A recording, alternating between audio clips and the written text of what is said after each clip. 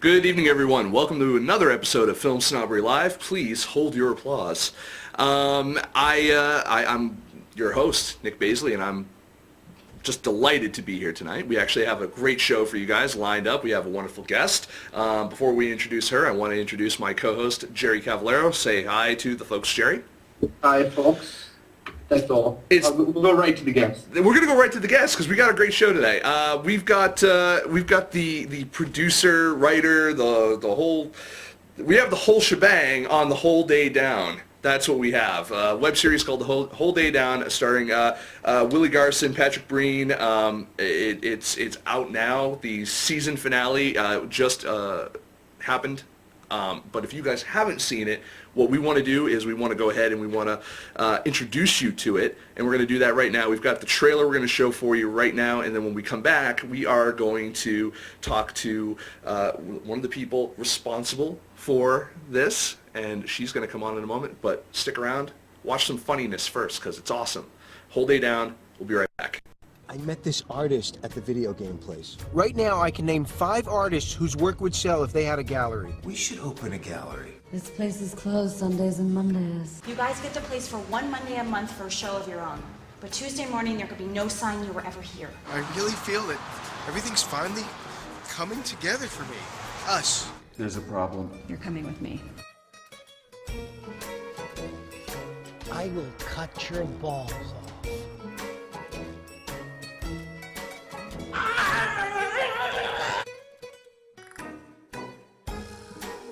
Something's not right.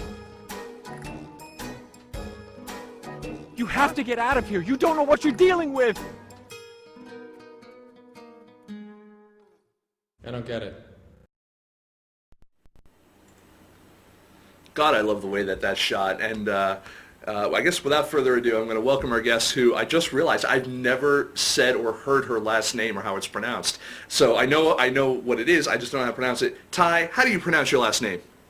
Fauci. It is Fauci. I thought so, but I didn't want to be wrong. And ladies and gentlemen, Tai Fauci, how you doing? I'm doing very well, thank you. I didn't kill anybody driving back here for this interview. We'll have to make sure to have words with our good friend, mutual friend Bill Ostroff of the First Glance Film Festivals. But the First Glance Film Festival is awesome. Yay, everyone should go to it in April. They should. First Glance Hollywood is going to be there, so it's going to be good over at the Raleigh Studios, right? Yep. See, there we go. And for more information on that, you can go to firstglancefilms.com. So, but we're not here to discuss that right now. We're here to discuss you, Miss Fauci, and we're here to talk about Whole Day Down. For those who just saw the 30-second teaser that we just played, explain to them what the premise is of Whole Day Down, and then we'll get into the specifics of it. Okay, Hold It Down is a comedy web series. It sort of lampoons the art world by following the antics of Willie Garson and Patrick Breen, playing kind of variations of their actual selves, a little bit more down-and-out versions. Now, yeah, because, I mean, Willie Garson right now playing a series regular, Mozzie on White Collar, one of my favorite shows. I don't care what anyone says. USA is a good network. I love a lot of the shows that are on that network. Me too. And Patrick Breen, you guys know him out there, Men in Black, Galaxy Quest, other, he's a great actor. These two guys, really kind of busy guys. How in the world did you get them to do your web series? Well, luckily, I have known them pretty much since the day I was born. We go really, really way back, maybe even in utero, if that's possible. They probably felt me kick.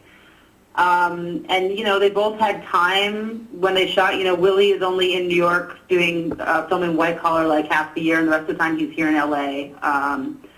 And they were just so good. Well, Patrick, clearly, Patrick's the co-creator and brain of this whole thing, so he of course was anxious to do it since it's our show, but yeah, Willie was into it, so why not, right? Now, and I want to talk a little bit about the concept. Where did you guys get the concept for the show? Not only the concept for the show, but how did you get kind of Patrick and Willie kind of comfortable playing I would say almost lampooning themselves a little bit as far as actors, down and out actors, because I mean they are kind of just the opposite. So, where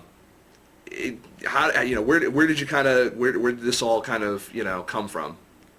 Originally they weren't playing themselves, and it kind of evolved into them playing themselves. So, they really have no problem. Like, they both have, like, huge, enormous senses of humor about themselves and life and art and everything. So they're not guys who are not willing to take the piss at their own existence. Cool. Now, you have a really interesting background in both in television and movies and in now web series, and this isn't your first web series either. I mean, you were also at the head of another web series out there you guys probably heard of called Palisades Pool Party, and I want to know kind of let's inform, I guess, the audience a little bit about yourself and your background. Well, my background is mostly in development for television and film. I've done a lot of consulting with writers. That's pretty much what I still do now most of the time, on screenplays and TV pilots and stuff. Not really for the web. I don't think if anyone is trying to consult for the web, they are stealing your money. So don't give it to them. It's a scam, I'm convinced. It definitely is. Like, no one can teach you how to write for the web. The web is a space where you can be free and create what you want, and yes, they're stealing your money. And it's, you and I were kind of talking a little bit before the show as you were racing down here, evading cops in your white Ford Bronco, which I know is like a 20-year-old reference at this point, but still, why not, right? OJ. Yeah, OJ is timeless. Are you kidding? Absolutely. But,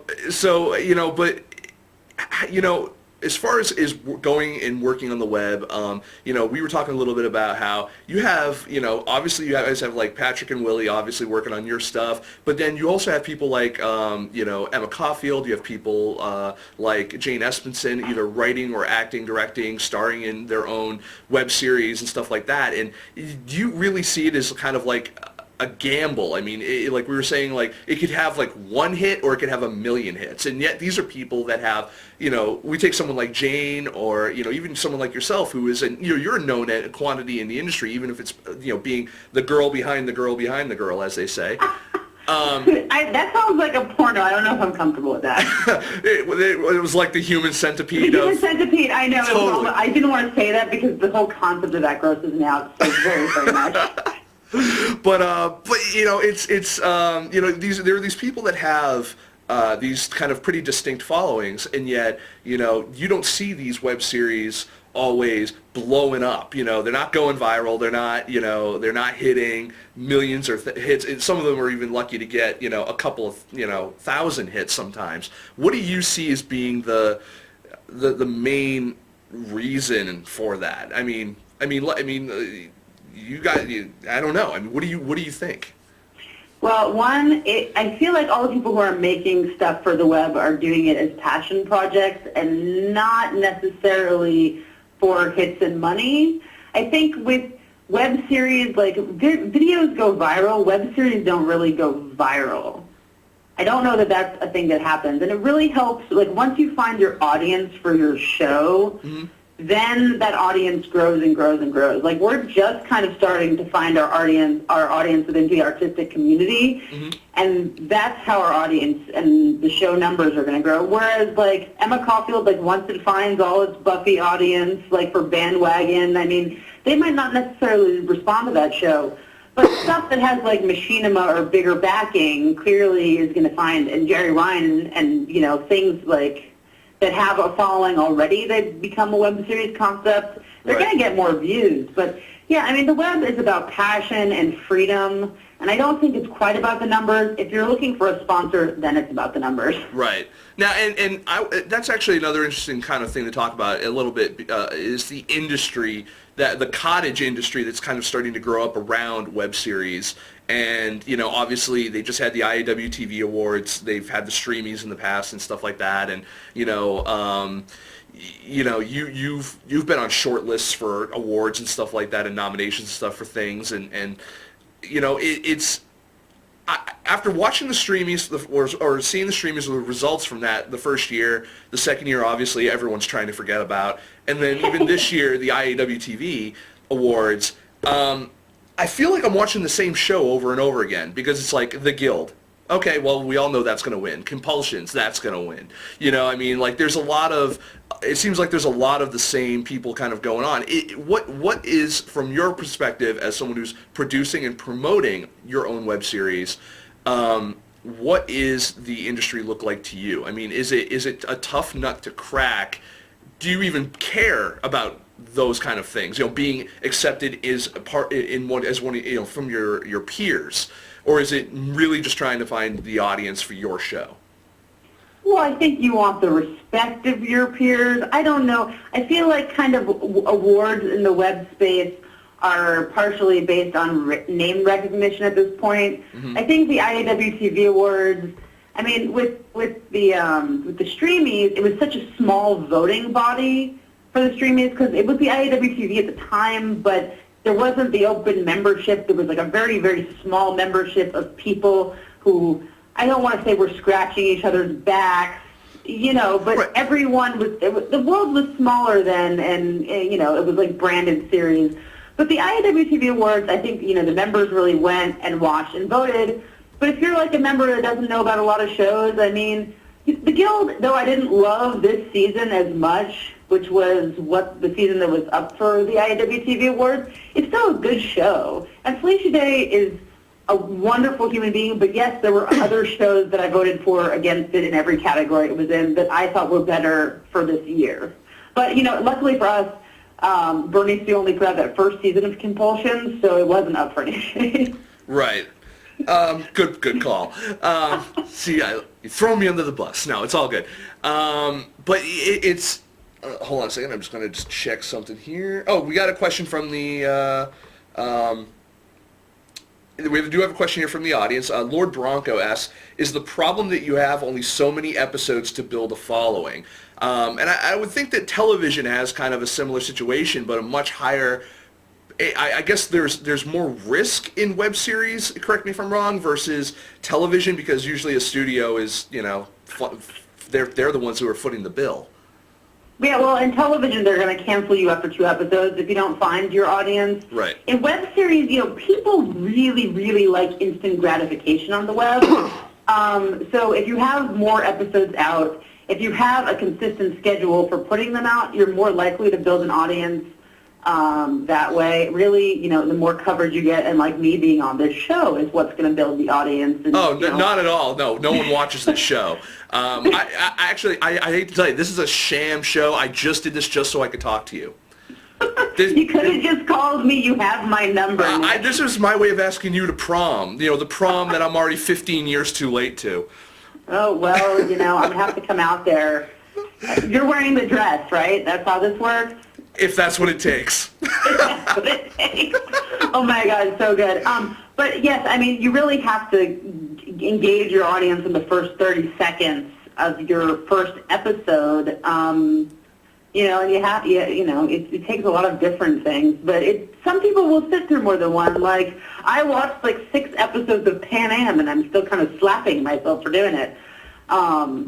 But you kind of get curious, and then you get interested, and then you keep watching and watching and watching. But it's really the most important thing is about discovery. If someone can't discover your show and know it's out there, then you're not going to get views. That's what you need to do to start reeling your audience in. And that leads very well, oh so well, into my next question, which is, what are you doing, obviously besides coming on my show, that nobody watches, to drive awareness of your program to people and you know, go. Well, pretty much weekly we go on shows that nobody watches, so that's thing number one. You know, FilmSnobbery, probably you had someone ask a question, so I think that's a step up for us so far. Nice. Actually, in this week's LA Weekly, in the print edition, there's an article about us. Yeah, so there that's is. Pretty exciting. And you know, do you find that like traditional media, let's call it, because you know this is still web, and believe me, even when I'm on panels with traditional journalists, they look at me like, who let him in?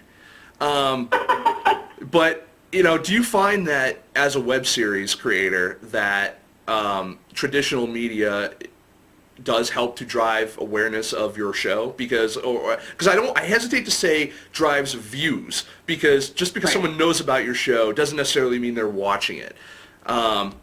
You know, they might like you, they might support it, they might retweet it, but, you know, or Facebook about it, you know, share it, whatever, but they just might not have time to watch it. I'm one of those people. With a lot of shows, not just yours. No, I took the time today to actually watch a couple of the episodes. I'm going to finish the series. It's not the series, the season. Actually, tonight before I go to bed, because you actually kind of hooked me. Hey, listen to that audience of however many people are there. It hooked him. You should also watch it. Someone put in a link. Put in the link to the website. Can you guys do that? Jerry will definitely get a link to the website. Jerry. You know, I will tell Jerry. Jerry, the website is wholedaydown.tv. Fantastic. So there you go, and we'll make sure we give out all your other links as we go along. Do you find though that you know you're getting any sort? Are you able to even track the attention that you are getting from things like in the LA Weekly or something like that? Yeah, you know, it's the good thing about online is embeds. Like the great thing about online articles is they'll embed the video, and the more embeds, the more views. Like if I can just click and watch it right there, it's really convenient. The thing with print is it comes with a certain like cachet that's like I feel like our audience, like our particular audience that enjoys the show the most reads that kind of stuff, like reads the LA Weekly. So we might get other people who don't read blogs to come watch the show. But yeah, it's really hard to track the sort of engagement. It's easy to track the engagement of how long someone watches the episode for before they're like, this isn't for me. Which is something that I'm a little bit more interested in. But yeah, it's kind of hard to track. It's easy to track from like which, like if they're a Blip view, a YouTube view, Daily Motion, whatever. Not as easy to figure out. But if the article comes out today and we have like a ton of views in the next like week, then we'll know that it's the paper. Oh, gotcha. Well, I mean, it's funny because, I mean, it's kind of like myself having celebrities on this show. Like, I'll be able to track by the views, like, a huge spike. And then that spike immediately goes away because they're only there to see their, you know, whatever favorite celebrity. Which is why I don't do a lot of celebrities, except I made an exception for you, Miss Tai. Because I know what the audience wants, and they want you. It does kind of. I guess the web series thing is really a big learning experience, I think, for a lot of people in trying to find those audiences. And but aside from just the audience side of everything, you know, what was the biggest lesson you learned from, say, making Palisades Pool Party to Whole Day Down? Spend less money doing it. Spend less money. Well, because the production value, what you look like you have on Whole Day Down, looks very, very high. You know, so is it? Do you lend that to just experience, or do you lend that to having a good crew that's helping with that? You know, I mean, it's shot. We already even had people in the chat room say, "Wow, this looks like it's shot really well." Well, thank you. We shot 2 camera. We shot like with a fig rig, but pretty much handheld. The whole series, and you know it's high def, so of course it's going to look good. But with Whole Day Down, you know, we did all the prime lenses and like 35, like the rock mount, whatever. Oh, the red rock adapter. Yeah, the red rock, whatever. So we did a lot more. We had a bigger crew, but you know, we have cost-saving measures. We didn't spend any money on locations for this show, which was amazing. So, you know, but yes, spend less money is the lesson. Always try to spend as little money as possible. I mean, we still pay crew, you know, not their full union rates, but for the web, I mean, I think we do a good job treating everyone right and run a professional production for as little money as possible. Don't spend a lot of money in the web. You probably won't get it back. See, what we're getting here is free consulting from someone who's been doing stuff like this for a while now, which is funny because she only looks like she's 19. I'm 30. Thank you. That's very nice of you. Well, I was raised by a woman, so yes, I know to always go low.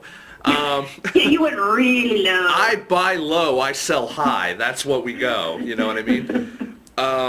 You just admit to being a drug dealer. I sell high. That sounds like that's code, right? Well, that's the other reason why I can't wait to go to LA. I'm totally getting my medical marijuana card because I have headaches. I think maybe I don't know. No, I'm kidding. We had in the first episode, actually, segue of Whole Day Down, there is medical marijuana smoking. So if you're into that kind of thing, you should watch it. I saw that. And another person that is, speaking of which, in this series is your sister? Yes, my sister plays Franny. She doesn't play herself, but of the same name. Her name's Francesca. She plays Franny on the show.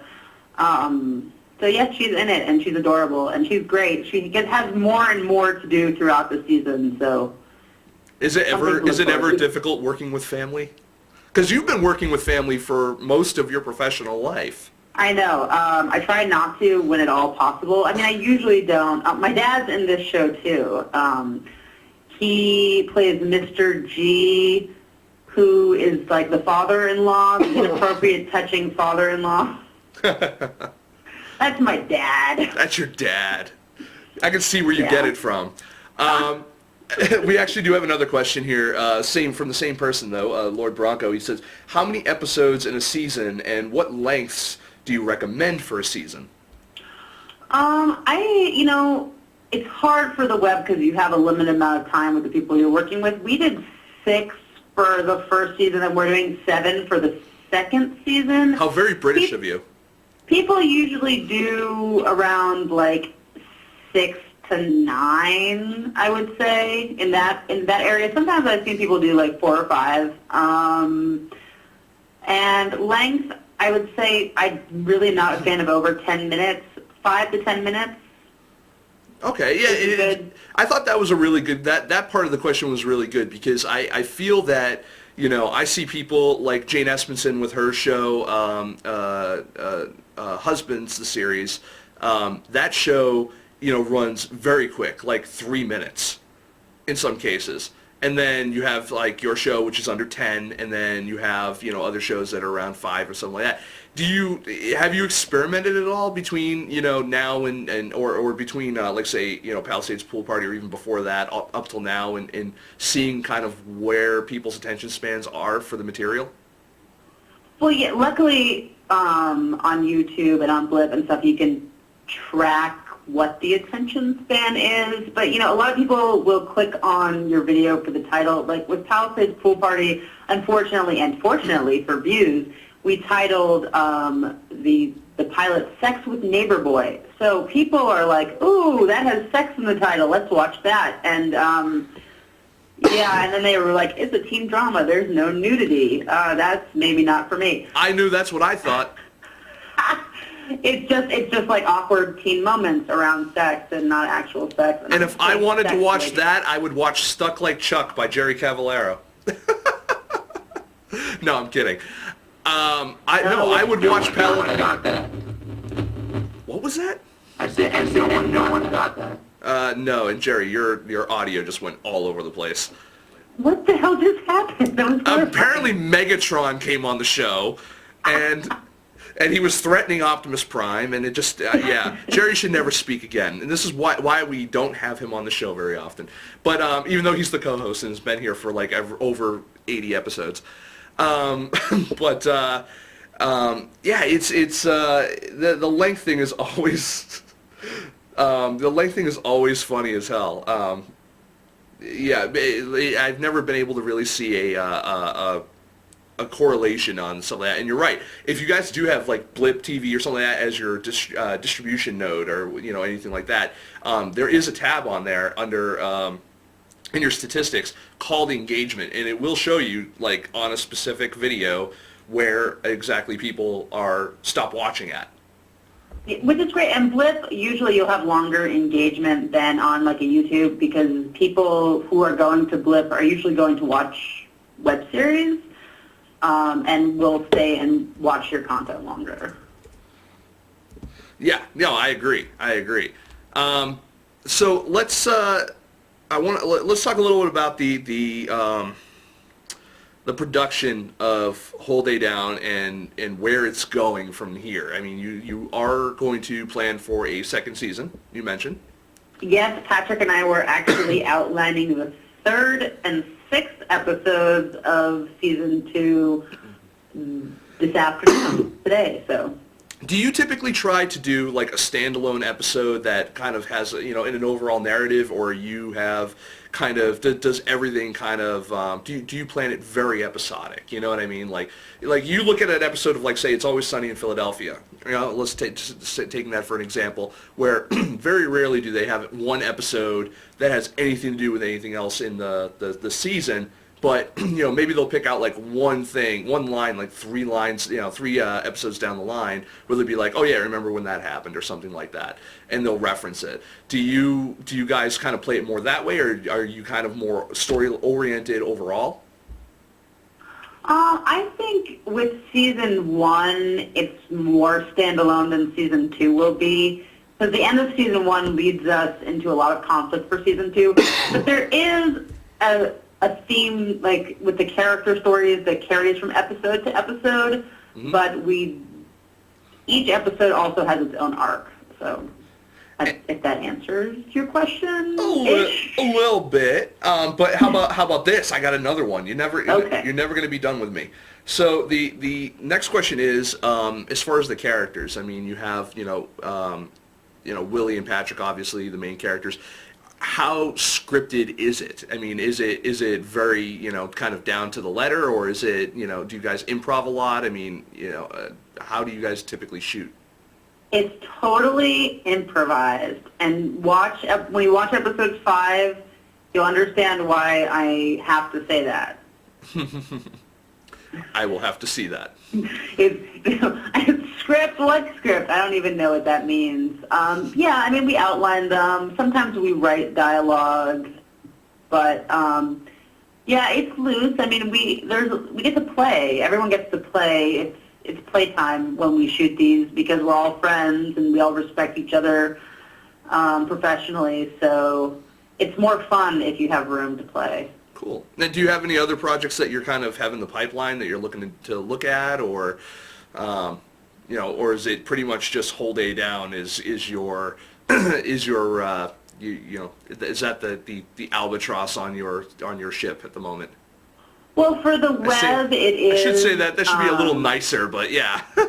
my partner in crime, Jack Monroe, who produced and AD'd on Whole Day Down, and was like my savior in post-production, because I can bounce anything in the world off of him. And yeah, he directed and co-wrote Palace's Pool Party with me. We are going to write something together and like just do a bunch of fun sketch videos probably in the next couple of months, because we have put them out and we just have so much fun doing it.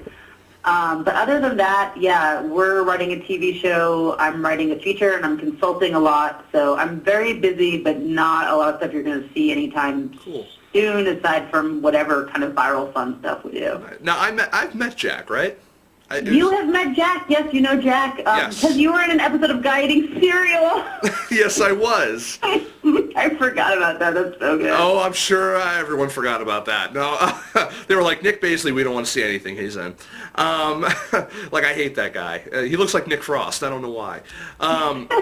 But no, actually, I still really enjoy watching that series, the Guy Eating Cereal. I literally hum your theme song for that all the time.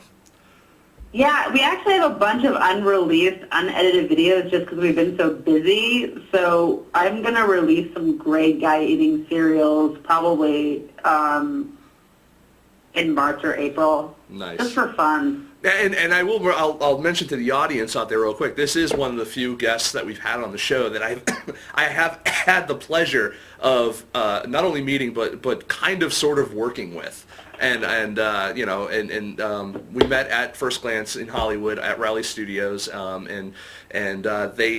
Jack and Ty helped me out a little bit as I was trying to, my first time in LA and all that, kind of getting everything set up and helping me out shooting all these interviews and stuff at the film festival. So for the First Glance Hollywood 2010, I think it was. If you guys ever want to fucking Bill, what are you doing? No, I'm just kidding. If you guys want to go watch any of those videos, that's why all those videos look so good, and all of my videos since then look like shit. So. Well, we'll be out here to help you when you come out for whatever. So. Yay, people! I know people. I'm just not going to be wandering up and down Hollywood Boulevard muttering to myself, or at least not as much. Well, yeah, not right away. I mean, that will come. That comes for all of us out here at some point. And then you'll think, maybe I should be a Scientologist, and you're like, no. But literally there are commercials now for Scientology on, like, every teen TV show, like, once or twice a night. It's scary. They have commercials. They've got enough money to buy the airtime. Yeah, but I'm really looking forward to going out there and seeing you guys. I'm looking forward also to seeing more of Whole Day Down. I want to remind everyone you can go to wholedaydown.tv to go and check out all the episodes and all the cast crew bios and all the other cool stuff they've got up there. I also want to remind everyone that you can follow Ty over at Twitter, twitter.com/web2watch, and also you can follow the web series Whole Day Down over on Twitter as well, twitter.com/wholedaydown. Real easy. Can't miss that. It's simple. If you screw it up, you're an idiot. You're fucking retarded. I don't know. Wow, you went there. Okay. Totally. You need a helmet. So, anyways, but I want to. As far as our audience goes, our audience is typically like the first time independent filmmaker, maybe the second, if we're lucky, the second time independent filmmaker, because they've already made their first one, it was so successful they made a second one, and then they stopped watching this, because they're all Hollywood now. But in your experience, making the move, you're kind of playing both worlds, both web series and television. What's the biggest difference in working in either? Aside from, I guess, the studio system. Freedom is and with the web you get to like make what you write. In TV, like, you rarely get to make what you write. It's a lot of notes, being able to as opposed to being able to have your own voice completely. So the freedom, I think, is what draws people to the web more than the financial model, which doesn't really exist yet unless you're a studio. Do you think that freedom, while it's great artistically, do you think it does hurt things like the bottom line? Like, you consult and you do development and stuff like that. You know what studios want to see. You know what to pitch them to get something made. When it comes to the web, a lot of those, I guess, rules are kind of ignored. Do you think that kind of lack of structure, if you want to call it that, hurts the web at all? No, I think it helps the web. I think the web, the more different that the structure of the web and like what you're making for the web is, you want to be as original as possible on the web and do things your way. Because if you just are doing TV, then you should be writing your spec for 30 Rock and start then submitting yourself. I mean, what's the point if not to do something unique in the web space? And I don't really think that the web should be television. The web series they're only like television in the ways that they're episodic. Mm-hmm. It's like independent film almost, and traditional film, I feel like, have more of a relationship. Like, you're still making a feature film and a feature film. It can be much more experimental on the web with video. I think it's almost its own category, because a lot of web series are broken down from features and reassembled into features for the market. So right. Now, and here's a question I don't really ask a lot of guests, but I think that your your tastes are really because you see so much in terms of your day job and also on the web. What are you watching now? On TV or on the web? On the web. Okay. Well, I watch a lot of things. I'll do some comedies. I really like Pretty the series, which lost to the Guild at the IWTV Awards, even though it should have won. Bandwagon, which is Emma Caulfield's series. Vampire Mob, which Joe Wilson does. That's hilarious. Vampire, and The Mob. I think, I don't like a lot of vampire-y shows. It's very oversaturated, but it's really a funny show. We've had Joe on the show, and he is phenomenal. We had him on, I think I must have talked to him for like an hour and a half, and then I think we even talked after the show, and I love talking to that guy. And the show, it's another example of the guy has a cast in that show that, like Whole Day Down, it's just like you've seen his entire cast in other things. You know what I mean? Yeah. And it's such a weird economy as far as web series is concerned for TV and movie actors, because and I see it more with television actors. I think I'm more inclined to see television actors in a web series than I am film actors. Do you find that to be true? Yeah, I would say that is generally true. I think they have an easier time moving into the web space, and a lot of actors have more creative control and are involved in their shows as creators. And I think that they respond to that. Yeah, there aren't that many. Yeah, okay. Yes, I do. I see that. Cool. I agree with you.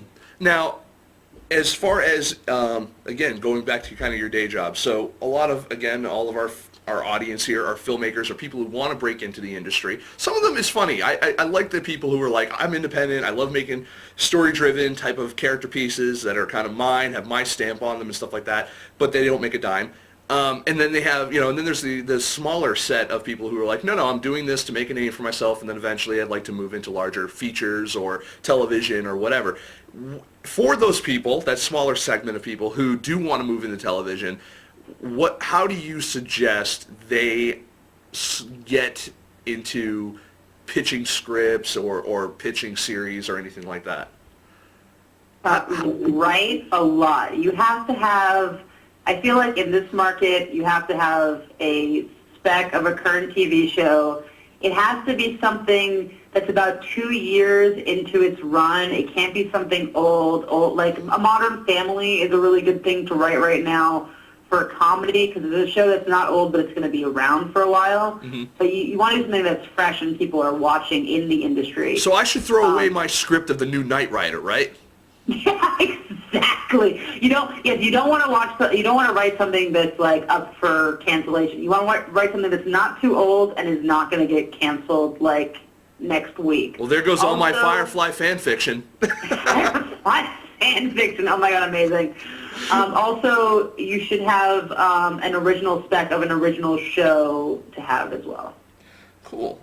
And now, are you working under any like the SAG New Media contracts or anything like that? Are you do you have a lot of experience with that? Do you find that actors are more inclined to work with you if you do have that kind of stuff behind you? And that kind of, again, is another question that is somewhat from the audience too, because Lord Bronco also asked, he's full of questions today. SAG New Media contracts, are they working well for actors? Yeah, SAG New Media contracts are super easy. We use them for all the web series we do. We use them for Pool Party and for Whole Day Down. You can work pretty much whatever your deal is with the actor in there, and pay, no pay, percentage of the production. That's always good, because they're never going to get their money back unless you pick up a big sponsor. And right. They're really doing it for fun. Yeah, but SAG New Media, they're super nice, they're super easy, the contracts go really fast, and they're so simple, they're like one page. So, yay, SAG New Media. Have you tried to pick up sponsors for any of your web series?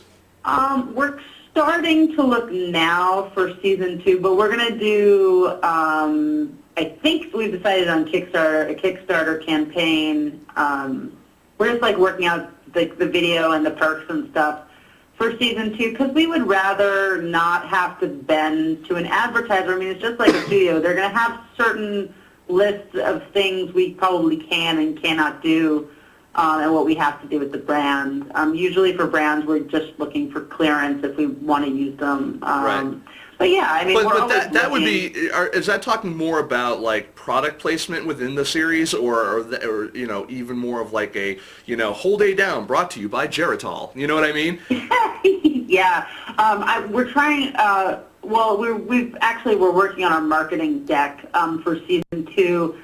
So Brian gets mad at me. Brian Rada Consulting, a great media mind. I love me some Brian. Brian's the one who, and I've mentioned him on the show before, Brian's the one who got us hooked up with Jane Espenson and Cheeks here on the show and had them on, and now obviously Ty. And he was like, we've got this girl, Tai Fauci, who she's got this web series, Whole Day Down, stars Willie Garson, Patrick Breen. We were wondering if you'd like to talk to her. I'm like, talk to her? I've got her number. Yeah, definitely. Have her on. She's on my speed dial, 527th. No, I don't even know how that works. But yeah, he's been really great. He's helping us out with that stuff. I mean, because really the creative is our side of it. But yeah, I keep saying like we should have like 1-800-ACCIDENTES be the sponsor, you know, Binder and Binder, all those like dial-up lawyers. Or I think the Association of California Medical Marijuana Dispensaries should be our sponsor. It's like the perfect sponsor for the show. Absolutely. Them's is some good ideas. Absolutely. Because not only because you obviously have them in the show, but you can have them, you know, kind of at the top of the show too.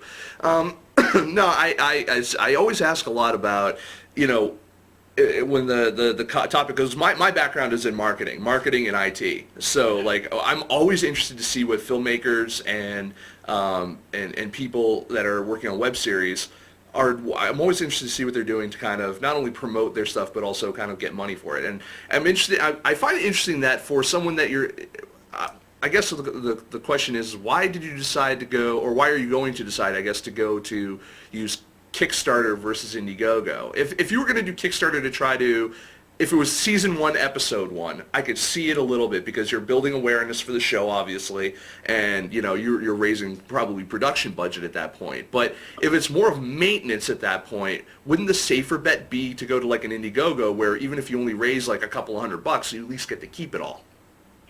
Yes, well that's the thing. It's the thing about it being safe. I like the challenge, which is, you know, my inner crazy gambling spirit of Kickstarter. They also take less money, and we're more, people know, I love Indiegogo, but Kickstarter has a bigger name, and if you get featured on Kickstarter, you're going to get more hits than if you're featured on Indiegogo.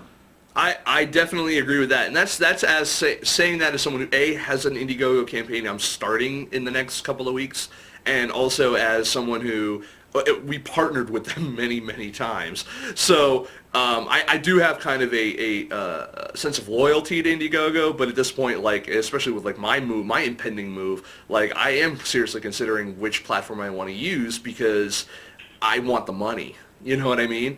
Right. In your case, I guess also the idea of getting the views couldn't hurt either. I mean, even if you don't reach your goal, if you get 100,000 people looking at that project, you know, or even if it's 10,000 people looking at the project, I mean, that's a significant jump in what you had, even if they're not donating.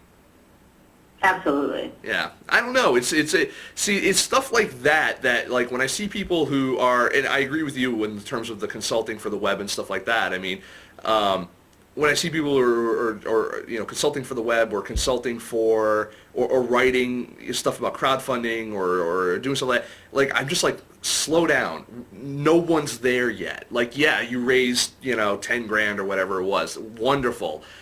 But it's still such a baby industry that, you know, there's no way you can effectively cover everything at this point, you know, intelligently. I mean, I don't think anyone would have seen 2 projects hitting over $1 million a piece on Kickstarter in the past month, you know. Right. Like, that kind of came out of nowhere. One of them doing it in like 24 hours or a little over or under 24 hours. The other one, a couple of, 48 hours or something like that within their project or something. Anyway, I see stuff like that, and the biggest fear I have for something like that is like all the people around them being like, my idea could be the next $1 million idea. No, it can't. I'm going to tell you right now, it's not going to be. You're lucky if it's the next $100 idea. And I don't say that to be a dick, like saying like and shitting on your dreams. I'm just saying that like the odds are stacked against you to have that kind of reach and awareness of your project to get that to happen. I mean, it's and I say that, I'm saying that to the audience, not to Tai. Tai is intelligent enough to know that. Yes.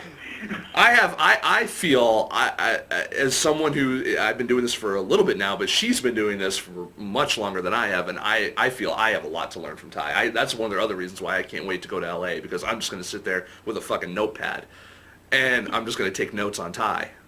Now you're calling me old. See, like, how you come around. I'm older than you, though. And I look it. I look every day of my age. And then add 20 years. Yeah, well, you're just showing photos of me. Like, these are all retouched, I mean, clearly. Clearly, yes. Clearly retouched, yes. There's not enough chroma key in the world or blur in the world to make me look good. Well, the one with the balloon is not even showing my face. That's why I put it up, because I knew you'd be looking at it. There. Now it's Tai. Look at her go. Do you have any... I mean, you said pretty much don't spend a lot of money. Do you have any other advice for people that are starting to get into the web space and have these... Because I see the same people that are getting into the web space seem to be the same kind of people who, when it's like first-time filmmakers are starting to get out there, and they kind of have these expectations that are still like rooted back in the 90s of like, I'm going to go to make a movie, I'm going to go to Sundance, and I'm going to get $1 million deal. I still see that over on the web series side, where it's like, I'm going to make a web series, I'm going to get 1 million hits, it's going to go viral, and I'm going to get Microsoft as my sponsor, and I'm going to meet Felicia Day, and I'm going to all this kind of stuff. How do you talk those people down from the proverbial ledge? If you're not making what you're making for the web because you're passionate about it, don't do it. That's it. Don't do it. Create what you want to create and put it out there. Don't go running to the web, like looking for a big payday. Like, the chance of it happening is like 1 in a Felicia Day. Make your show. And she made her show. She made the show she wanted to make. From her basement. She started the Guild. So you should make what you want to make for the web. It's just like indie film. Make what you're passionate about, and have good sound, because if you can have a shitty picture, but if you have bad sound, people are going to stop watching quickly. Oh yeah, I remember one of the I was at a film festival and a few years ago, and I saw it was a pilot for something. I'm trying to be very vague, but Jerry knows what I'm talking about. I saw this pilot for something, and the sound for it was absolutely dog shit. And it could have been a relatively funny pilot for this thing that it was. I'm trying to be vague on purpose, because I know the people that were all involved, and I know that at least one of them may watch this. So it was an East Coast show, not West Coast, or a festival rather. So I saw this thing, and it was kind of funny, pretty decently shot. Not great, but decent. Definitely shot for the web. And with hopes that maybe it would get picked up as like an actual television show. And I know I'm getting even more specific now, but anyway, the sound was god-awful, and it ruined the whole thing for me. And now it's funny, because even now when I see newer work from that person, I give way more attention to the sound than I even do the video now, on purpose, because of how bad the sound was in the previous work. It's almost like I'm listening for shit now, like I'm really just like, I know this is going to be shitty somewhere. Where is it? Yeah. It's weird. But yeah, I definitely agree. Sound is the other 50% of what you see. I know that sounds weird, but that's what I've always felt when it comes to movies, web, all that kind of stuff. Now, you also mentioned that, like, you actually, not only did you have a decent camera, but you use, like, prime lenses and stuff like that. Do you feel that making an investment in, whether it's rentals or owning decent lenses for some of these, you know, 'cause, I mean, like, this show is shot very static, I mean, for now anyway, we'll see what happens later. But it's shot very static. It's shot on the equivalent of a fucking Handycam. You know, with one wide angle lens. It's not very good. I mean, do you feel that, you know, making the investment one way or another is worth it in terms of the look, you know, improving the look of your film, or I guess web series? Well, with Holy Down, we didn't use lenses. We just used the camera. I mean, yes, we did like manual focus. But yeah, I mean, we're at a place in time when technology evolves like gangbusters. I mean, every year a new camera is coming out. Luckily for us, the HBX is really standing the test of time. We bought it like right after we did Pool Party. We really liked using the camera, so we got one. We rented the second one from a friend for Whole Day Down. You can really find good rental rates on these cameras in LA. But yeah, if you're shooting a lot, I would say make the investment if you're not shooting a lot. But I don't think you need lenses for this kind of show that you have. I think a good camera will do it. I mean, I think you look fine. I'm looking at you. I know I'm like behind, but I see you. I'm looking at you right now. I don't understand, why isn't there something on this green bottom part? What goes there? Is it just green all the time? It's just, now you're waved. Oh, look at that. I waved at you. I waved back, but you can't see me. I can't see that, no, because my show sucks.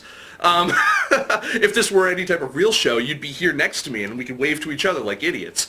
And Maybe it can happen. It'll happen when you move to LA. I'll have to come on like for 10 seconds because I hate myself on video, but I will just come on to wave to you. You hate yourself on video. I don't understand why. You're a very charming young lady. Oh, thank you. You're welcome. No, I don't know what. It's funny. I don't know what I would do with a larger, not only a larger space, but like actual production. Like I'm so used to being a one-man band that like anytime everyone's like, "Hey, can I give you a hand?" I'm like, I don't know how to direct you. You know, I'm like, yeah, just go and hit record and make sure it actually records. Because I've had that problem. That's the stupid shit I've had to put up with for the past 2 years. It's like someone else on the other side. It's like we'll do a whole hour-long show, and it'll be like, great, that was awesome. And then like they'll sit there and they'll be like, yeah, I didn't hit record. And I'm like, that's terrifying. But, you know, there are a lot of people out here when you move out here that know what they're doing, but just check first, because there are a lot of people that don't know what they're doing. I had on Mark Gant and I can't remember, Mark Gant and Jesse, I can't remember his last name. Jesse Warren. Jesse Warren from the Band and Way on the show. But that was one episode. No, didn't get recorded. Then oh no, they're so great. Oh, it was one of the best interviews of my life. It doesn't top this one, but still. And then the other one was Hayden Black from Goodnight Burbank, and we had him on the show. Same thing. Never hit record. Oh my. Oh my. Exactly. My word. Yes, it was dog shit. Now we've talked about everyone else's show. Going back to yours for 1 second, because I know I've actually kept you on longer than we were supposed to, but it's only because I enjoy talking to you so much. Because you're like you're a far more attractive female me in a lot of ways. That's weird, but I understand why you said it. There you go. So, Whole Day Down, I guess the one question I have is, as you were developing the series, how did you guys decide exactly, you know, where you were going to shoot it? You know, did you already have locations lined up? Did you shoot this in actual art galleries? Yes, we shot in 2 art galleries. We shot at Roberts and Tilton in Bergamont Station, Roberts and Tilton in the Culver City Arts District, which is not too far from where I live. I will take you there when you're here. It's a great art gallery. Good. We shot all the exteriors there. We shot some of the interiors there. But then they had a show up, so we couldn't shoot while they had a show up. And our friend Wayne Blank, who runs the gallery, Shoshana Wayne, at Bergamot Station, has other spaces at Bergamot Station. One was free, which is kind of a loft gallery, and we shot the rest of the interiors there. And they were both very nice and took co-producer credits and let us film there for free because they like us, and we have previous relationships, quite a few of them, in the art world and our shows about art. Oh yeah, and I see no permits. We shot in parks and stuff. Yeah, you try to get away with no permits. If you have a bigger crew and longer setup, you probably need permits. But after Pool Party, we're like, we're never using permits again. There's no point. It's funny because I've heard of 2 productions getting shot down for no permits recently. Really? You know what? The great thing is there's a lot of filming around LA. So try to film near another film and be like, we're with them. They have the permits. That's funny. I would never have thought to use subterfuge like that. See, I guess that's the part of LA I'm going to have to learn to be fake. I've been to LA twice in my lifetime. Once in my adult life, and that was when I was there. And it was great to meet obviously awesome people like yourself and Jack and some of the people who have watched Film Snobbery and came out to say hi. But I felt like such a tourist. I'm wondering how I'm going to deal being there and not dying. Because I'm so I have a very East Coast mentality. The one thing that came very easily to me in LA was driving. I drive, it's literally parked next to me in the garage bay next to me. My car is a tiny little Toyota Yaris, which I will be driving to LA in, which is going to be really amusing. Fat guy in a little car. But it's when I went to LA, I flew, and I got a rental car, and they gave me a giant Mercury Grand Marquis. And I am bombing down the 405 and the 101 in this thing, no problems. I'm weaving in and out of cars and stuff like that because I'm in a giant machine. And I have that, kind of East Coast mentality of everyone needs to die and get out of my way. That part I'm comfortable with. But I always feel when I'm walking down the street, so I'm I'm going to die any minute. I feel conspicuous, I'm sticking out like a sore thumb. What can I do? And this is more of this has nothing to do with the show, nothing to do with filmmaking. This is me trying to save my own life. What can I do to not die in LA? Well, maybe you should be a little bit more careful weaving in and out of... You know what? LA is like anywhere else. You're going to die when you're going to die. So just, don't... It's not like the East Coast where you can, cross the street when there's a red light. Don't cross the street at a red light. Try not to hit anybody. Don't, get into trouble with a guy who, clearly has a gun. You know what? LA is fine. Don't die. That's my advice to you. Just try not to die. Just try not to die. See, yeah. Nothing seems certain here. I don't know. Life is so unpredictable. You can't try not to. See, how about don't try not to die? Just do what you're doing and don't think about it. Okay, see, I lived in Australia where everything wanted to kill me. I couldn't go in the waters because of great white sharks, and I still have fear of jaws. And then, everything on land could kill me in 2 seconds if it bit me. Snakes, spiders, stuff like that. We had the outhouses, so we always had to check out, all over the place and stuff like that. It was retarded. And then, going to LA, I feel like it's the same thing, but just way more guns. Get earthquake insurance.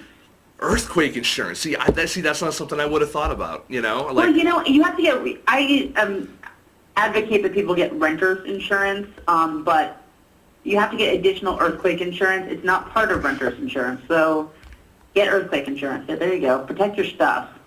Well, the good news is I'm literally coming with, nothing. It's going to be me, some clothes, and my computers. So that's it. So it's everything else. This is a Nic fire sale going on right now. Everything Nic must go, including all my production equipment, because let's be honest, if I'm going to be shooting somewhere, I'm not going to need a lot of this shit anymore. And it's just going to take up room. So green screen, sold. Light kit, sold. Whatever. But anyways, again, I want to just tell everyone, remind everyone again, wholedaydown.tv.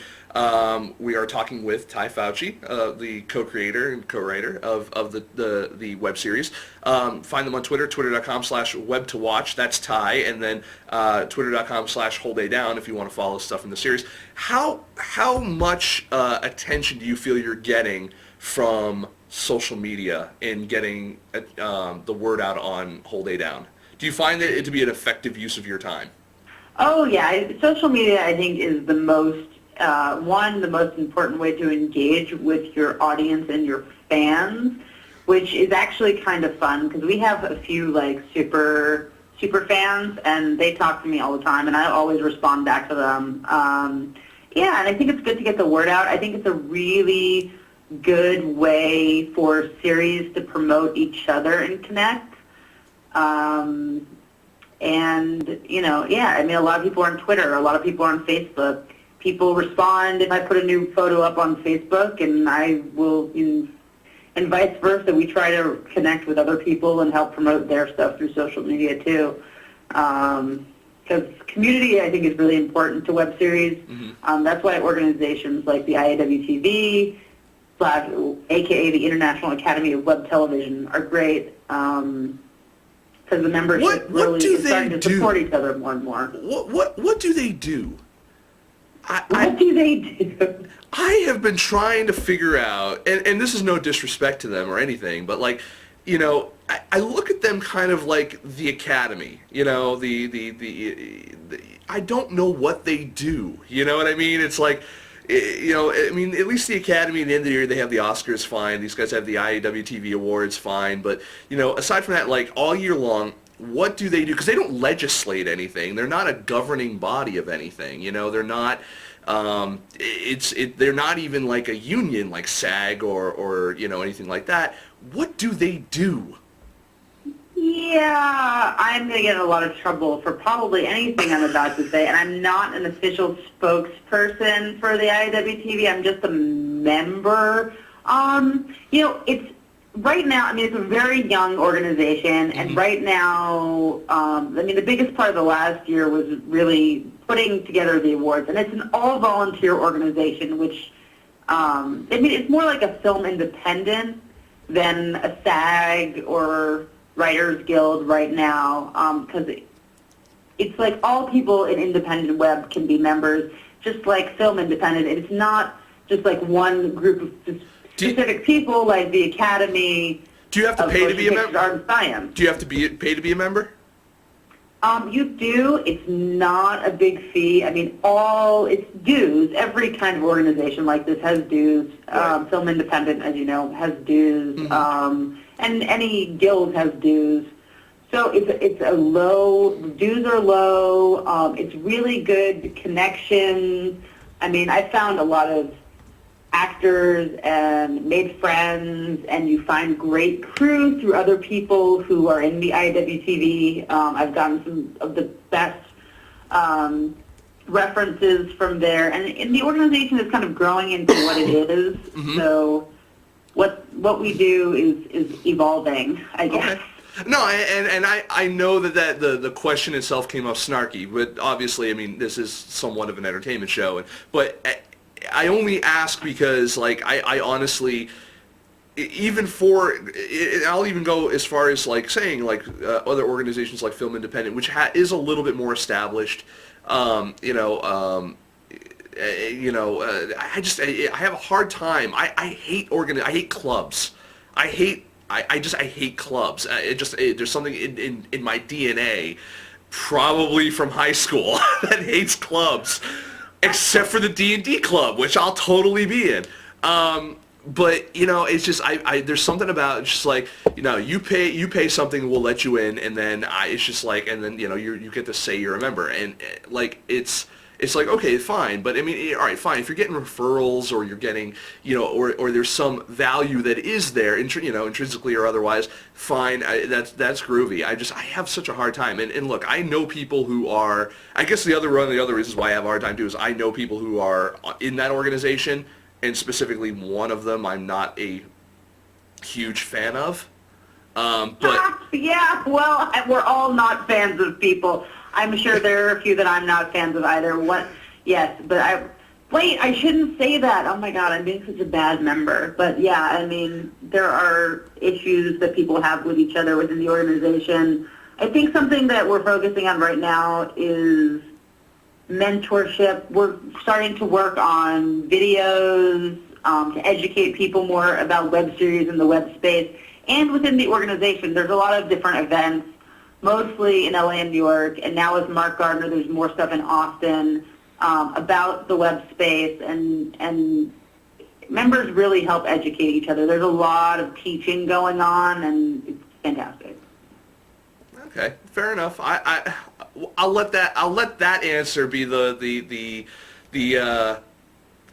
where the uncomfortableness will leave off with. How's that?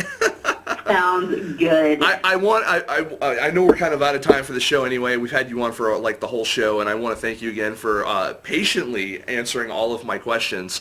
You're welcome. And the audience as well.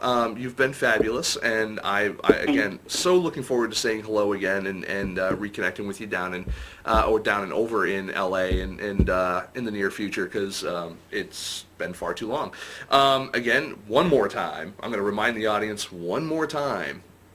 WholeDayDown.tv, Twitter.com/web2watch, and Twitter.com/WholeDayDown. Check all of that stuff out. Follow.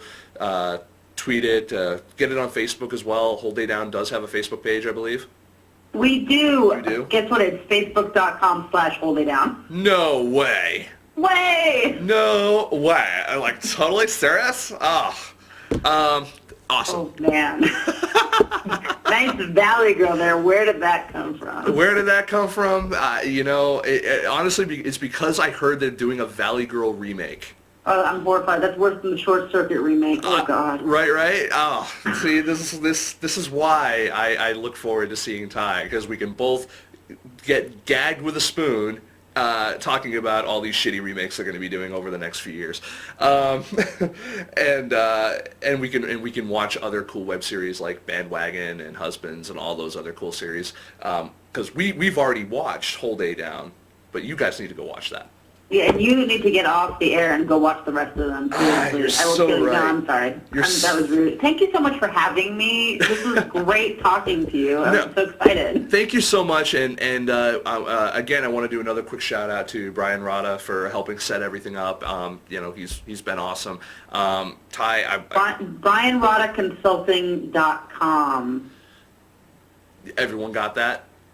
Okay, moving on. Okay. All right, fine. All right, Tai. So I want to thank you very much. What I'm going to do is you can hang up whenever you want. I want to thank you for being on, and what we're going to do is we're going to something that they don't do very often in web series, but we're going to do it. We're going to cut to a commercial when we come back. Jerry and I, as long as he's not back in his Megatron form, Jerry and I are going to have a little chat, and then we're going to end the show because it's already been a long one. So we'll be right back after this.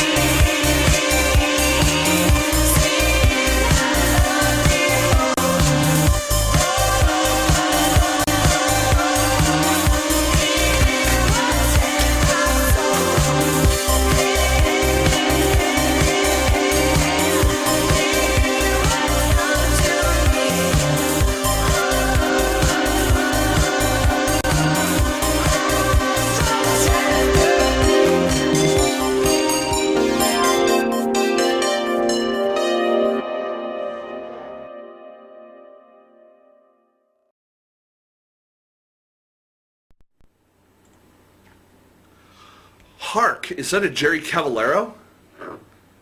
Wow, man, you still sound very Megatron, but continue talking. Soundwave, is that you? Actually, that's Megatron.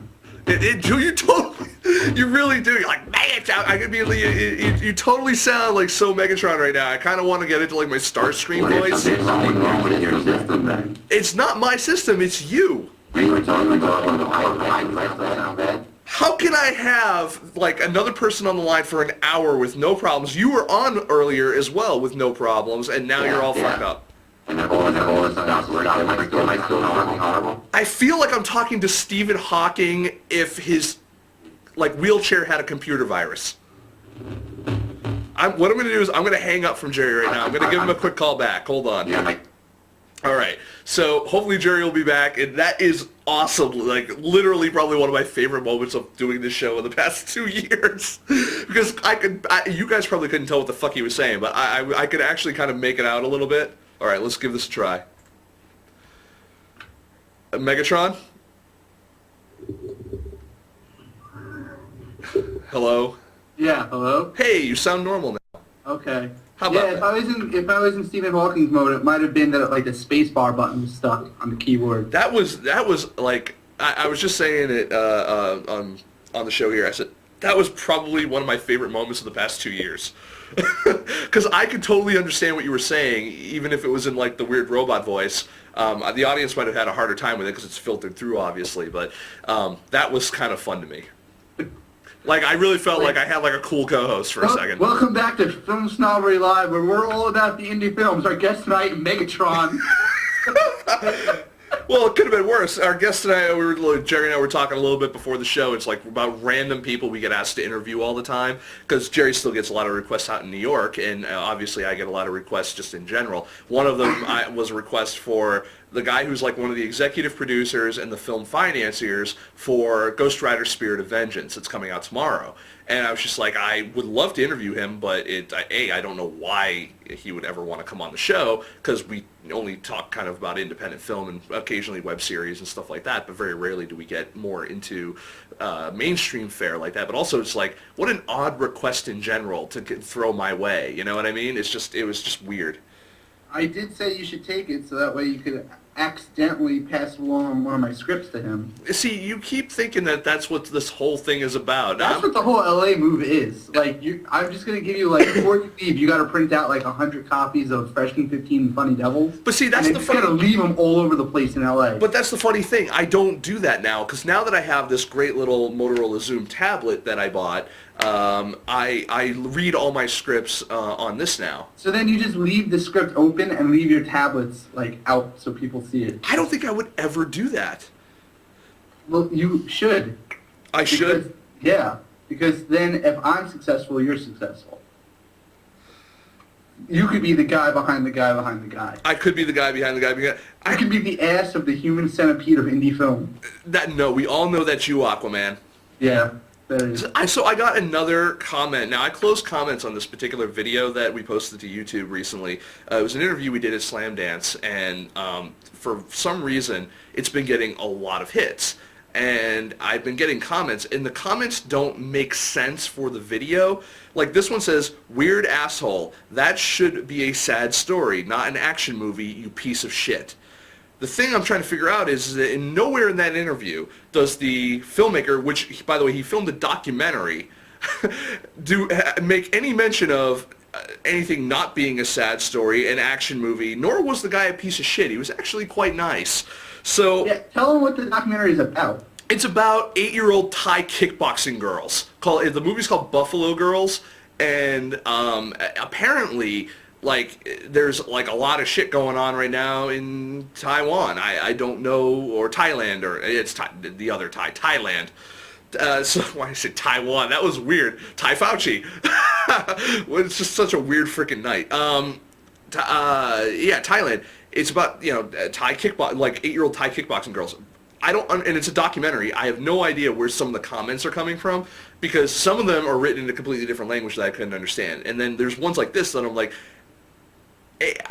none of the other comments are even posted, so I don't even know where this one's coming from, and I've had such a hard time trying to figure out like what's spam and what isn't. So I just closed comments entirely on the the video itself, because it's just like I don't have enough time to kind of weed through this. But it's gotten like 9,000 hits in like I think I posted on the 6th or the 8th, so maybe like a week.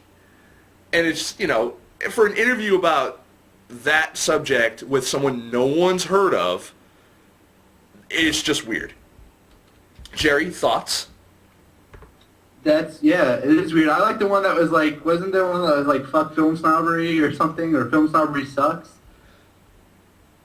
Yeah, one of them said literally, fuck film snobbery, and I was like, what did I do? Yeah, you were like, what? I literally took it personally for a minute. I'm like, I know this is probably spam, but fuck me, why? That's what you should write. Why fuck me, why? Why fuck me, why? You should just respond to all the people who comments. Anyway. I like the chat that came. Totally rad. Secret campaign for me. Yeah, I just looked at a totally rad person. I always wondered what the point of this show was, but now I know it's a secret campaign for Jerry. Is it ever that big of a secret? Well, not only that, it is funny. Like, literally, I think since day one, we have been a huge mouthpiece for, like, Stuck Like Chuck and Freshman 15 and Funny Devils and all that kind of shit. And it's just like, even when I tell you to stop it, you still will plug something on the show. And you wonder why you're fucking fired. You're done. On that note, Stuck Like Chuck. Oh, on that note, I have... JerryCavallaro.com. I will edit all of that out. No, you won't. So I don't have any other like really big news. We are gearing up for an Indiegogo campaign probably in the next couple of weeks. I am going to go Indiegogo over Kickstarter only because honestly we do need the money. And whether or not we hit the target goal or not, every little bit is going to count towards what we're going for. So which is the move to LA. I mean, at the end of the day, it's gas money, it's tolls, it's food, it's maybe a little bit going towards rent. At the very least, it's just keeping me out of homeless shelters. By rent, does that mean gas for your car? Yeah, that's pretty much it. I will be living on one Yaris Way for the next couple of months. And Lord Bronco, those 8-year-old kids can fuck your shit up. Probably legitimate MMA fighters. That's true. They do it for money. It's like cockfighting. It's really fucked up. But whatever. And that explains the controversy. Yeah, possibly, right? And then afterwards, they play music because they're musical prodigies as well. Yeah, totally. The piano, violin. Yeah. That's exactly what I was thinking. I was thinking like they kick your ass and then play you the world's tiniest violin. They say I should convert to Mormonism in Salt Lake City. I do actually have to go through Utah on my trip. I was kind of mapping it out today. I've got 3,127 miles at the current route. I'm going to be stopping through Chicago, Kansas. I'll be stopping through oddly enough, New York. Not New York, but oddly enough, Manhattan. It's Manhattan, Kansas. Manhattan, Kansas, Colorado Springs, Colorado, Las Vegas, and right to LA. So, and I know people in all those places. So, that's right now the existing route. We'll see exactly where things take us as we progress. I mean, if someone wants to, say, hey, why don't you come on out? We'll go out for a drink. You can stay on my couch if you want for a night. I'm going to take my time getting out there. I mean, I'm not going to spend weeks, but, if it takes me instead of, 3 or 4 days to get out there, if it takes me 6 or 7, fine. I'm just going to kind of go because I want to be safe. I don't want to, overdo it and stuff like that. I've got, I'm going to have enough work ahead of me when I actually get there. So, it's going to be, it's going to, I'm going to really enjoy it. I've never traveled that route in the country. I've always kind of gone south because I used to live in Arizona. So I've done that cross-country trip before, but I've never done kind of the northern route, or Midwestern route. So I'm kind of excited. Should be fun. Let's go up to Canada and then drive through Canada and then come down to California. I can't though because of my I don't have my my passport's expired. Part of your Indiegogo campaign is to get a new passport.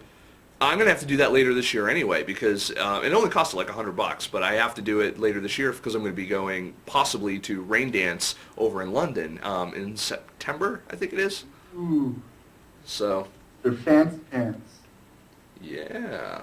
The high-class film festivals. It is. Well, they're having me teach a class out there and possibly be on their jury. So that's not really an announcement. I think we've talked about it a little bit, but that's I think what's going to happen. We're negotiating all the details.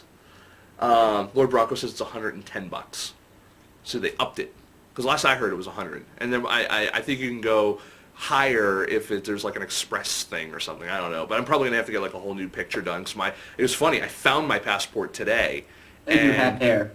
Dude, yeah, I totally do. It was taken in 1996, and I mean, I'm not gonna show it on the show because it's got my personal information on it. But yeah, it was me, high school me. Then what you gotta do is you gotta get the photo from it and post that on like TwitPic or something. Maybe we'll see. Like everyone liked my new LA look, and just post that picture. Oh yeah, you kidding me? I'll totally wear a rug or get plugged or something. I gotta go the full LA, right? No, not at all. Well, we already said that the first show you're gonna like come on and be wearing a wig. Oh, no, I'm gonna go on and I'm gonna be completely CG animated. Like, okay, everyone, I've gone Hollywood. Just totally animated. You know what it is? It's someone completely better looking than me, but it's just me voiceovering on them. And then it comes up on the screen. This episode is directed by Michael Bay. Oh yeah, totally. Explosions everywhere. CGI explosions in the background the entire time. Our first guest, you pull out a gun and just blow someone away, and then like the guest comes out, explosions. They come out on a car chase. Yeah. I really think that's what you got to do. You got to really sell that you've gone to Hollywood. Totally rad person asks, when was the last time I left the country? The last time I left the country was it was 1990. It was August of 1999. I graduated high school June in 1999. I moved to Australia in August, and that was the last time I left the country. I came back in 2000, later on in 2000, and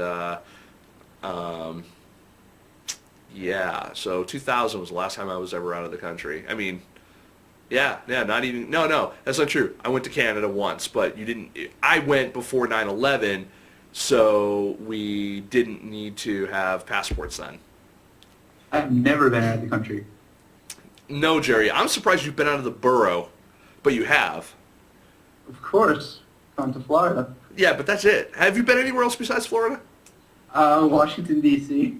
That doesn't count. That's like on the way to Florida. Hell, we drove through Washington, D.C. to get to fucking Florida. I've been to Jersey. That doesn't count either. Have you been anywhere north of New York City? Not that I can recall. Have you been anywhere? I've been New York, upstate New York. Okay, well, all right, I will give you that one. Have you been anywhere west of New York State? Well, I've been to, I went to Boston and Salem once. Yeah, no, I haven't, I don't really travel much. That's why I gotta get out to LA. I gotta go Hollywood as well. See, this is the thing I'm worried about. I'm gonna go and I will get my own place in LA, and then immediately Jerry's gonna be like, I'm totally gonna crash on your couch. Which, by the way, I am going to put this out there now for everyone but Jerry. Me futon as su futon, because look, we've got enough people that are hopefully going to be helping us get out there. The least we can do is repay that kindness by, if you're getting your start in LA and you need to get out there, let us help you. We'll be more than happy to share a couch. That's just how that shit goes. And then I'm just going to show up, and then that's going to be a web series. You can't get rid of me. I just show up on your couch. Oh, dude, that's not how. You get 2 weeks max. You're done.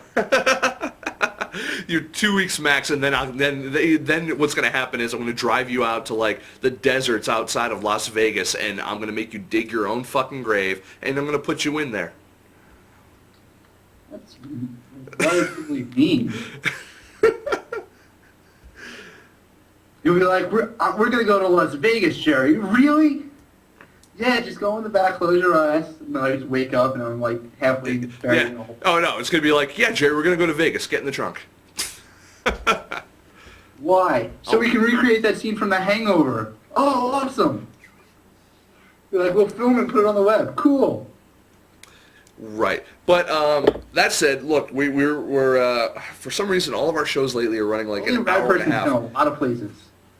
I've been a lot of places. I've just... No, totally, look at Totally Rad Persons, though. I know, I saw it. Yeah, Morocco, Somalia, Kenya, South Africa, Canada, Ireland, Spain, Peru, Costa Rica, and Dominican. Now, I haven't been... Some of those sound made up. Kenya's not a real place. South Africa, really? Bolivia, too, if you count illegal river crossings. Well, we don't count those. So, no, you've not been to Bolivia. You criminal. No, I'm kidding. No, I love to travel. I love traveling internationally. I love experiencing different cultures and stuff like that. I don't get to do it enough because, unfortunately, I'm busy doing this shit. But yeah, look, we are going to miss you guys when you're off the air. But you know what? We're only going to be off the air, hopefully, not very long. So it's going to take me, what, a week or two to get out there and set up and stuff like that, get my bearings and all that. And then, you know, we're going to go right back into production, you know. So, you know, we might take our time to try to then find we got people. Easter weekend, and then we got... Then what?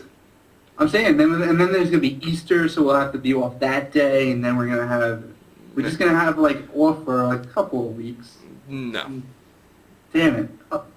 I'm just trying to get some off time. Yeah, well, you know, much like, you know, your library job, you're going to have to fight for this one. Not really. Not at all. I'm just gonna show up. It's gonna be the high fidelity thing where I just keep showing up. You're like, well, I'm not paying them, so fuck it. Yeah, well, I'm not even getting paid, so...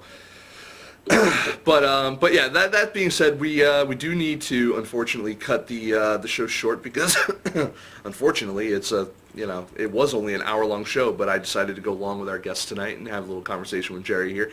But that said, I think that's the end of the show, people. So we'll see you next week, I believe, next Thursday, 10 p.m. Eastern Standard Time, here for another episode of Film Snobbery Live. Be sure to follow us every week over at Twitter.com/FilmSnobbery, Facebook.com/FilmSnobbery, and you can also check us out every day, please, over at FilmSnobbery.com. We've got some great coverage from Sundance and Slam Dance that we have up on the web right now. You can see it over on our YouTube page, YouTube.com/FilmSnobbery. And all that stuff will actually be posted on the interview page on FilmSnobbery.com as well eventually, just when I get around to it, because we have been doing some redesign stuff, and every time I make an update or a change one place, something else has been breaking, so it's been killing me, and I haven't had time. That's the biggest thing in my life right now that sucks, is I have no time. Like, I would love more time to do this show, but I don't. We have to leave. So we'll see you guys next week. Same bad time, same bad channel, I guess. So I want you all to sit in your seats and wait. That was a terrible goodbye. Starting right